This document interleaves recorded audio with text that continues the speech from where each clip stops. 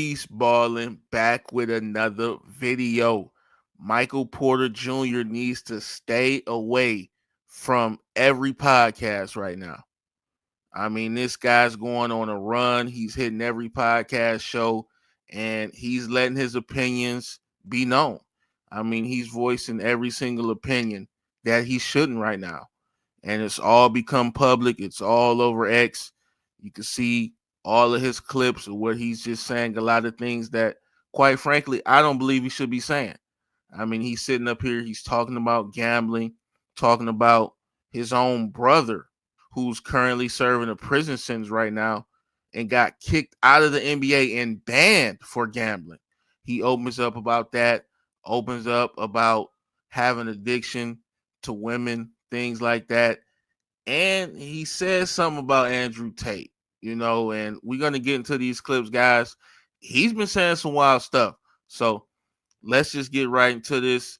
And we'll start off with this. Michael Porter Jr. says he don't like dating women who have dated other NBA players in the past. Well, you got to do your research first. If she's ever been with somebody that I know or I'm cool with, I'm not about to ever wife you. 100%. Just because, I'm not trying to be on the court and I give you a bucket or something, and then you're over here talking about that's why I hit your girl. Shit. Think about that. So there was one girl I really liked one time actually, but she had used to talk to a dude in the league, and I was like, I just can't do it because if I'm cooking him or whatever, and then he's just allowed to say that's why I hit your girl. And if the right thing to do is go directly to that person and just be like, yo, what's the situation with this person? But bro, that's like, and then they'll be like, that's like fighting words.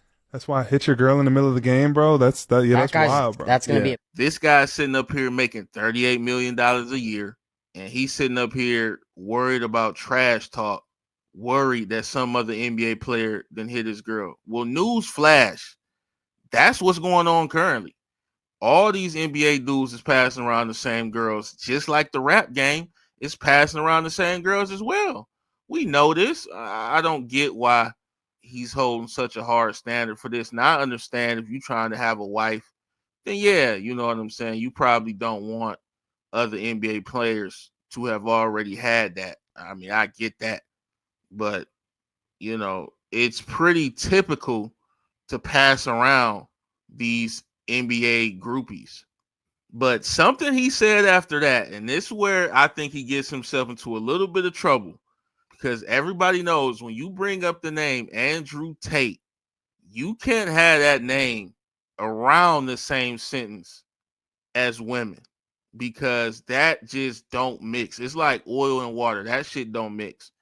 Women hate Andrew Tate, and people say that Andrew Tate hates women. I don't really know, but this is what Michael Porter Jr. had to say in regards to testing his women using a strategy that involves Andrew Tate. And then the other thing I do is I need to see a little bit about their beliefs. So I'll I'm not saying I'm a misogynist or anything, but I'll throw on some Andrew Tate and see how they react. Yeah, or I'll like Andrew Tate, like 5 years ago. I'll bring up conversations and play devil's advocate just to see how this girl thinks about certain things. Because if they're too, I do you do it because you got to protect your time and energy. Well, that's why. That's why I don't think it's a bad strategy where you have people slide in and see. And then how do they pass that test then? Because you obviously like. Anytime you start off a sentence and you saying, I'm not saying I'm a misogynist, but everybody gonna think you're a misogynist. And he's sitting up here saying that he'll throw on some Andrew Tate clips and see how they react. Man, I don't like these comments. I'm not saying it's a good or bad strategy or anything like that. He a grown man. He can do whatever he want to do. But this is where I stand on it. Just keep this shit to yourself. Don't publicize this on no podcast, bro. It just looks bad, man. And now everybody's going to be screaming, you hate women. You know how easy it is for the public to start labeling you things, putting you in the box, start calling you certain titles that you don't believe you are. And then you just made it easy. So I just think Michael Porter Jr., I don't know if he was up here drinking before the podcast, but like I said, anytime you say, I'm not saying I'm a misogynist, but that's just a recipe for failure. You can't say anything positive after that. You pretty much get tuned out the rest of what you have to say, because I know women ain't gonna come on. They're not trying to hear that, bro. They're not trying to hear nothing else after that you got to say. I just think he set himself up, and it's not a good look. Now, this next clip, this is where they should have just told Michael Porter Jr., hey, cut the mics, bro.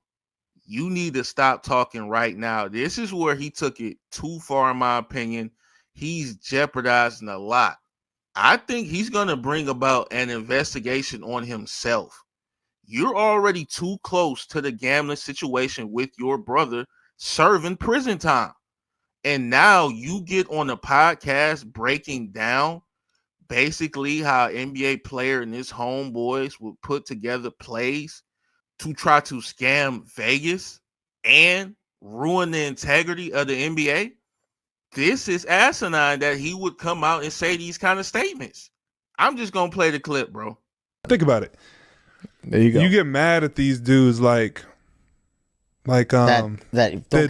do the sports betting, but think about if you could get all your homies rich by telling them, yo, no shit, bet $10,000 on my under, this one game I'm gonna act like I got an injury and I'm gonna sit out. I'm gonna come out after 3 minutes, and they all get a little bag because you did it one game. Like, that is so not okay. But some people probably think like that. They come from nothing, and 100%. All their homies have nothing, 100%. And they're like, bro, if I come out of this game after 3 minutes and y'all all hit on my under, we're all getting a little bag. Yeah, you know what I mean? And I obviously my brother went through his situation. Malik Beasley's going through a situation right now. Terry Rozier was in some hot water. But the whole sports gambling entity, bro, it's bad, and it's only gonna get worse, bro. Like we really do get death threats. Like if you and the thing is you can't. If somebody doesn't hit a parlay. Crazy part is you can't win anymore, because if I do too good, too good, I'm messing up the people that bet on the under. And if they bet on my over, like, you know what I'm saying? So you're messing up some people's money. If they bet on your under or over, you're messing up some people's. You know what's crazy? So I can appreciate Michael Porter Jr. keeping it real. A lot of what he said is real, but again, like I mentioned about some of the earlier things that he's talked about, keep this shit to yourself, especially this whole gambling stuff. The NBA is quick to investigate this stuff. You cannot play around with this. This is an instant investigation. If anything comes up, you're going to jail. You will lose your job. You will not be in the NBA anymore. And the thing that's so disappointing, your own brother is a first-hand example that they not playing with this gambling shit. And you sitting up here, oh man, me and the homies, we could all get 10K. You breaking it down like you've been a part of this before. This is alarming. I wouldn't be surprised if Adam Silver investigates you. I wouldn't be surprised. I mean, Michael Porter Jr., ever since he was traded from Denver, he's now in Brooklyn. I feel he don't give a damn no more. I don't think he cares anymore. He knows Brooklyn ain't doing shit this year. He knows he left a competitive squad for a mediocre team. He's just saying the hell with it. But I don't want him to lose out on his money just because he talking all reckless like this. This next clip, he continues talking about his brother, but he also mentions what he struggles with. He says that his brother obviously struggled with gambling. He said that he struggled with an addiction to women, and I'm going to let him explain it. Everybody has different things that they struggle with. That can go from people that struggle with alcohol, people that struggle with drugs. My brother, for example, struggled with gambling. My vice has always come in the form of women. And when I'm far from God and I'm not in my word, I'm not praying, I'm not prioritizing him, that seems to be the place that the devil gets me, is in the space of women. And I know that's a lot of people in my shoes, I know it's a lot of people in my lifestyle or whatever. That's something that comes up a lot, but I've never viewed that as okay. I don't think objectifying women, I don't think being with women all the time and sleeping around and doing stuff like that is cool. And I haven't necessarily been doing that, but nevertheless, women has always been my vice, right?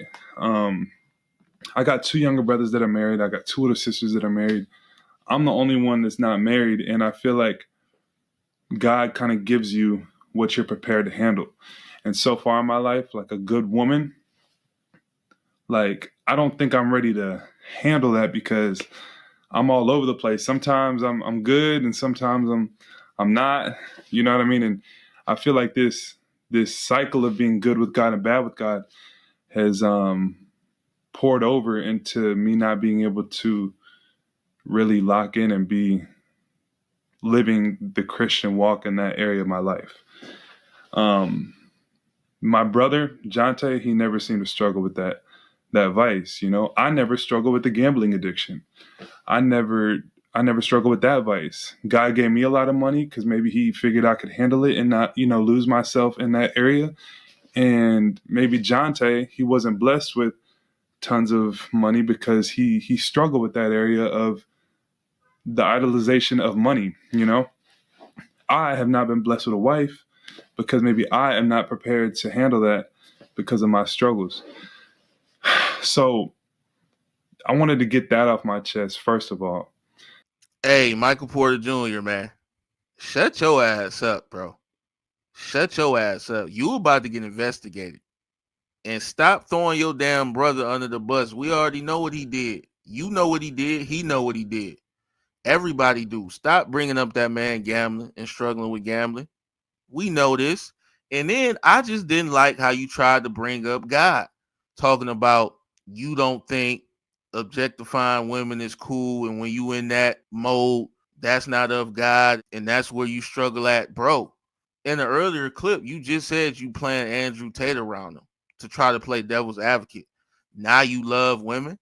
Now you want to treat them right. I mean, I get it, man. We can't be perfect all the time, or we can never be perfect, but you saying shit that's two opposite ends of the spectrum. So I don't know, man. I just think a lot of this stuff he should have kept to himself. It's just no reason to say it. It's just no reason to open yourself up to all this scrutiny, all this blowback, and it's just unnecessary. Just hoop. You're a basketball player. You know how to give PR answers. You don't have to sit up here and just spill the beans to the world, bro. Say some of this shit to the family. My main thing, bro, stop talking about the gambling shit. I truly believe they about to investigate this guy. And then stop bringing your brother up, bro. Like, talk to him and your family. You don't need to keep bringing that up to people you don't even know or who don't even know nothing about your family.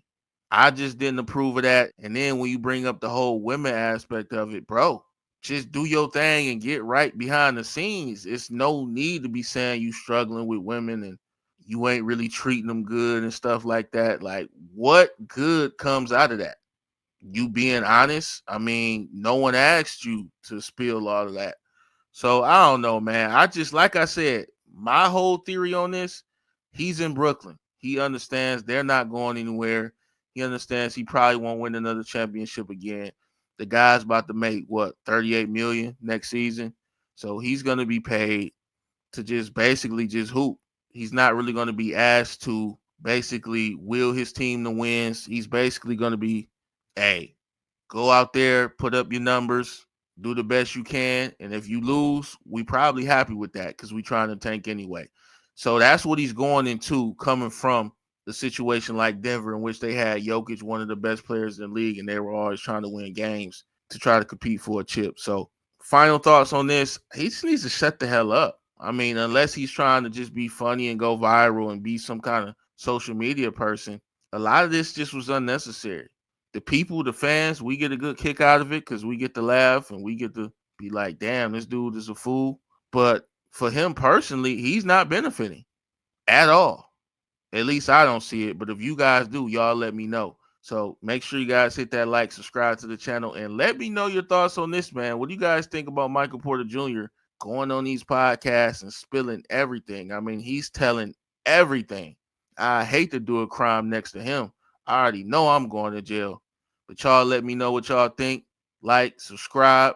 And hey, man, I'm up out of here, man. I'll catch you guys in the next video. I'm gone.